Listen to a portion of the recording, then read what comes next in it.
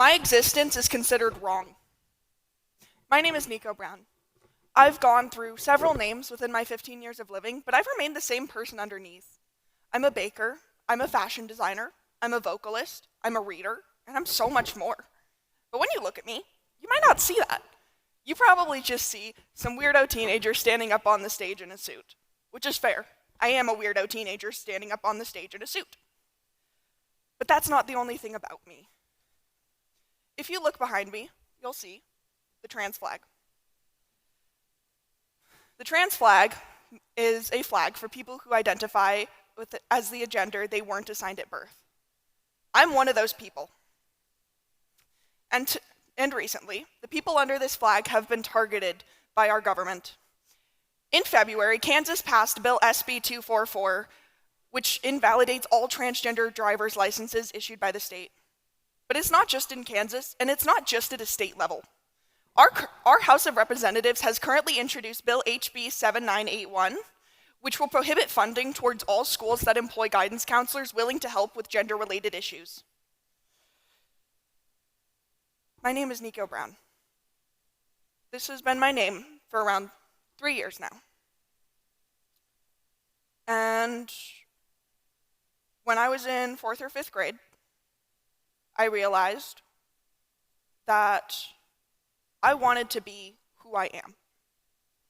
When I was born, and the name currently on my birth certificate, I was called Madeline. But I'm not Madeline. And so, around 4th or 5th grade, I started slowly coming out to friends, and then teachers, and then eventually my parents. The first teachers I ever came out to were my Quest teacher and my music teacher.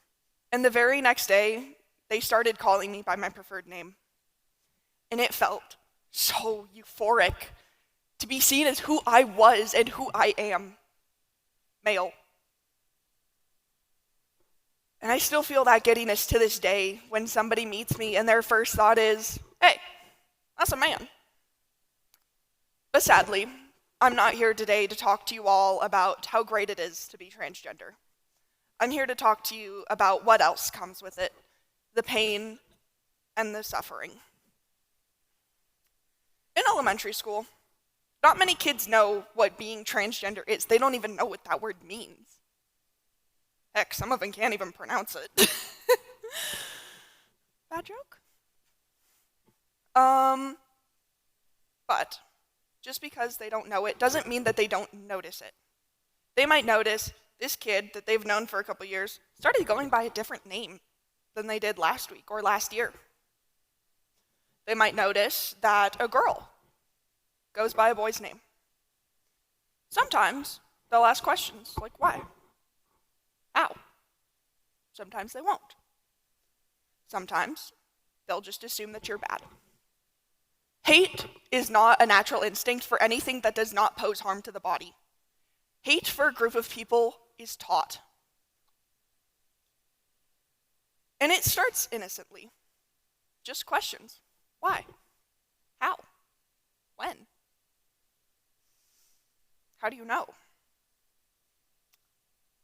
But it doesn't always stay innocent. When I first got to middle school, I was so excited. New friends, new teachers, new classrooms, new school, and lockers. And it started out so great until it didn't. I never had trouble getting teachers to call me by my preferred name. It may take a few days, but they got the hang of it pretty easily. In my experience, it's always the kids that are most malicious. I grew up in Montana, also known as cowboy country, which means a lot of the people around me aren't exactly fond of how I choose to present myself. I never kept track of how many times I was insulted, degraded, or told to end my life because of who I was. But if I had to guess now, I'd say the amount is well over the hundreds. That hurts. Everyone listening, I want you to take a second. What is your favorite color? What is the one that you just love to look at? And to everybody who chose the color red, what if I said, I hated you? I did not think you should exist, and I thought that you should take your life with your own hands. That's gonna hurt. Now imagine that as a middle schooler. When you're still learning who you are, you're still learning what your views are, you're still learning the people around you and yourself, and you're trying to handle everything without breaking down when nobody told you how to do it. I'm not here to get sympathy. I'm here to help people understand.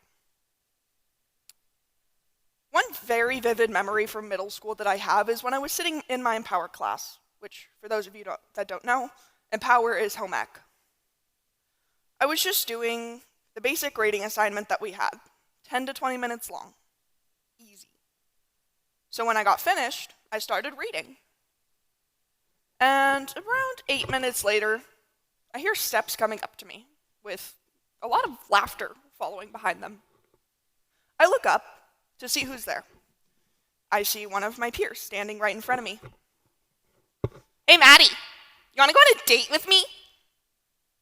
Those were the first words spoken to me by him the entire day. And I was being asked out for the first time in my life as a joke. And you know, it's not the kind of joke where you're just like, "Oh, I'll go on it," and then they don't show up. It's the kind of joke where everyone that sees you or is around you knows that they don't want to go out with you. They just want to see you laugh. They want to see you cry. And they want to laugh at you. This wasn't the last time that ever happened. In fact, that same scenario would continue about every week for that same year, and periodically from years now. But when you're in middle school, you don't know how to handle those stressors. But I never made a big scene. I never stood up, screamed, "No!" I just kept reading. I said, "No, thank you," and I went back to my book. But inside, it was like little pitchforks, taking me apart piece by piece. And to this day, there's still some prongs stuck in my wherever. But it's not the things that people actively do that always hurt.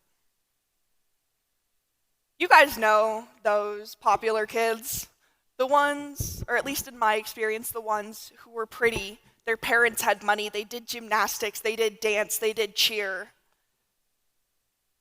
Those are always the ones, in my experience, that look at you like you are scum on their shoe if they just mildly dislike you. But in elementary school, for me, it was just the boys could run the fastest. In middle school and on, they played football. Now, I'm not trying to say these people are bad. I've known so many people who fit these stereotypes that I adore. They are my bestest friends. But that also doesn't mean that all of them are good. Nowadays, I have my own friends who I adore and who adore me in all my queer autisticness. But when I was younger, I wanted to fit in. I wanted to be normal, even if I didn't know why I wasn't. I liked cartwheels, I liked shopping, I liked clothes. But they didn't like me. When you're young, that kind of hurts. When you just want to be with the people around you, but you don't know why you're different than them. And I realize now that children have a very strong and innate sense of when somebody is different, even if you don't exactly know why yet. But different isn't bad.